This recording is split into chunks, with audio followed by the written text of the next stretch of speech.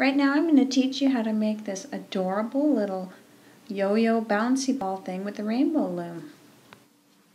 You start by making a long chain with your rainbow loom. I made about a 40 rubber band chain and I pull it around the ball. This ball is from the dollar store. You want it nice and tight. You pull it around until the two ends match, just to see if you have enough rubber bands on your chain. I have about 5 too many rubber bands, so I'm going to take those off. So I have my chain. It's the perfect size to go around the ball, and I put the two ends together. And I'm going to stretch those two ends just to the side to get ready for my next step. Now what I'm doing is I'm loading the loom band with 15 bands, because you want to count half of the number of bands that went around your ball, because you're going to start creating the little cage that's going to go around the ball. So mine is 15, and I'm just working my way up, and then I'm also going to go to the side and down too to make my 15.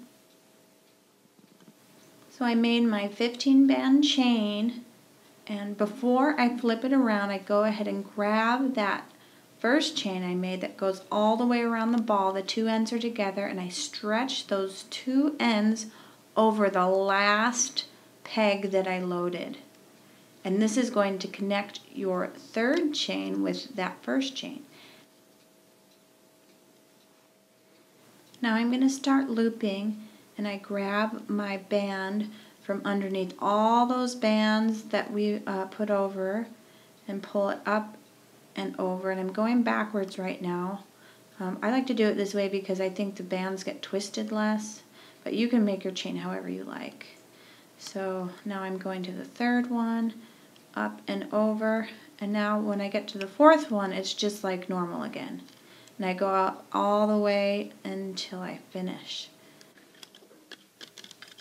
Now go ahead and pull your chain off that you just made, and you'll see that it's connected with a nice little loop. And you'll take that, hold on to the end, and match it halfway between that loop. You're starting to create the little cage that's going to hold the ball. So find the halfway point of the loop and match your last chain you made to that halfway point. And stretch it so all those are nice and connected. Stretch it and then just put it over to the side. And then you're going to make another chain and do the same thing. Now you're going to repeat that last step. Make a chain that's the same size as your last one. This is going to be the final chain around your little cage for the ball. And I loaded that the same way, where I put 15 on, and the very last one I loaded, I stretched over those 3 chains that are connected, so that when I pull it all off, they'll all be connected. So just loop very carefully, nice and slowly.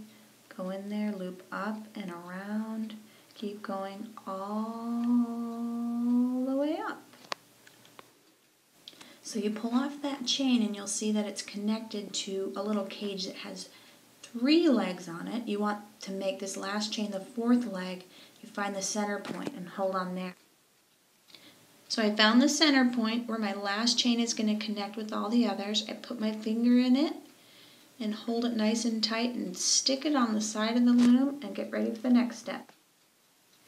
Now I've loaded my loom all the way up just with 12, just one row, and I take that bundle of chains, I grab the hole very carefully with my finger, and I load it on the last one. And this is where you will connect the cage for the ball to the strand that will come off of it.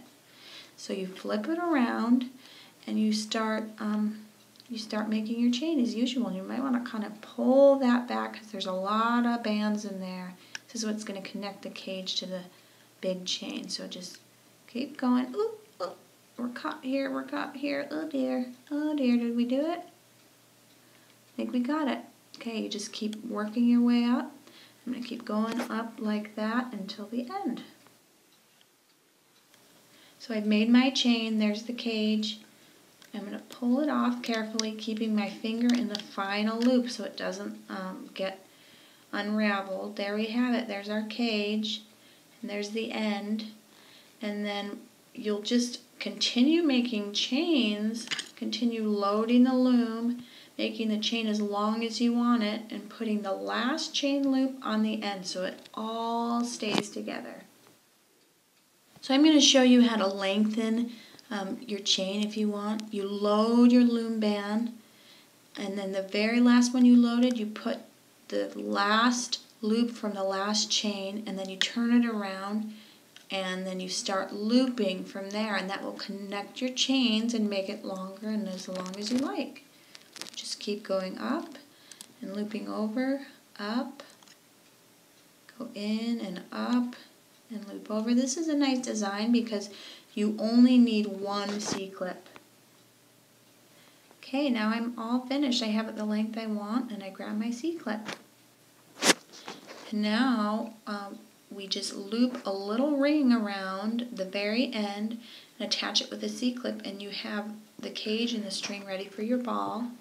So you take your ball and you just stretch the cage over it. Try again. Stretch it over, and then play with the little chains so you make sure they're all even and they're all equally spaced out. And now you have an adorable little toy to play with. It could be a cat toy, it could be a kid toy. Hey, it could even be a mom toy.